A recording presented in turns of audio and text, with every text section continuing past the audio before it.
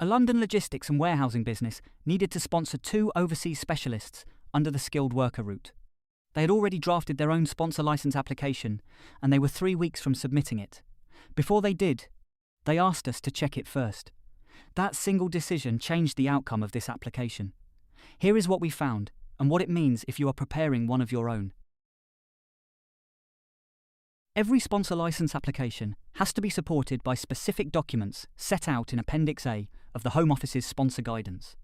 This business had accounts and a bank statement ready, but was missing evidence of employer's liability insurance at the level UKVI requires, and did not have proof of business premises in the right format. On its own, that combination is one of the most common reasons applications get delayed or refused. It is rarely about having no documents, it is about having the wrong combination, in the wrong format. The second issue was more easily missed. One of the 2 roles had been benchmarked against a general market salary, not the specific going rate tied to its exact occupation code. That is an easy mistake to make, because the numbers can look close. But UKVI checks the code, not the job title. If the salary does not clear the threshold for that specific code, the application does not meet the requirement, and that is usually only discovered after the fee has already been paid. The third issue was the least visible, and arguably the most serious. The business had a written right-to-work policy, but no consistent process for recording checks, and nobody specifically responsible for it once a license was granted. UKVI can carry out a pre-license compliance visit, announced or unannounced. A visit tests what actually happens day to day, not what is written down. If there is a gap between the two, that is exactly when it gets found.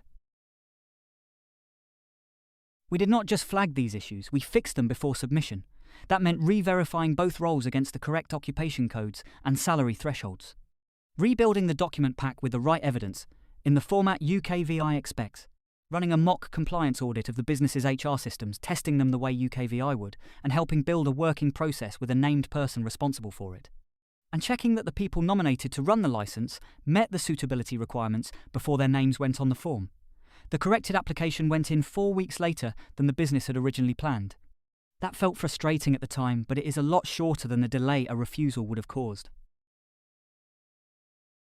The license was granted on first submission, within the standard decision window, with no compliance visit issues raised. Both roles were assigned certificates of sponsorship without delay, and the business's original hiring timeline stayed largely intact. No lost fee, no cooling off period, no second attempt needed. None of these 3 issues were unusual.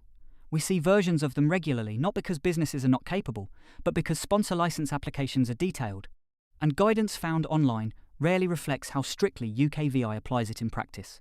A short delay to check an application properly is almost always cheaper than the alternative. A refusal, a lost fee, and a cooling off period that can freeze recruitment for months. If you are planning a sponsor license application, we are happy to review it before you submit the same way we did here. Details are in the description below. Conroy Baker is regulated by the Immigration Advice Authority.